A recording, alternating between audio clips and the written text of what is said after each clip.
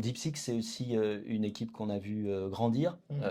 avec beaucoup d'équipes qui sortent des modèles sur la plateforme, et ben, on discute régulièrement. On a vu depuis un an leur modèle devenir de mieux en mieux. Je pense le premier moment, c'est juste après que O1 soit sorti. Je sais Mhm. pas si tu te rappelles, et une semaine après, il y a eu une reproduction des fameuses courbes Test Time Compute où on voyait que si on laissait le modèle réfléchir plus longtemps, eh ben, les performances s'amélioraient. Bien Donc sûr. et ils avaient reproduit une semaine après ça.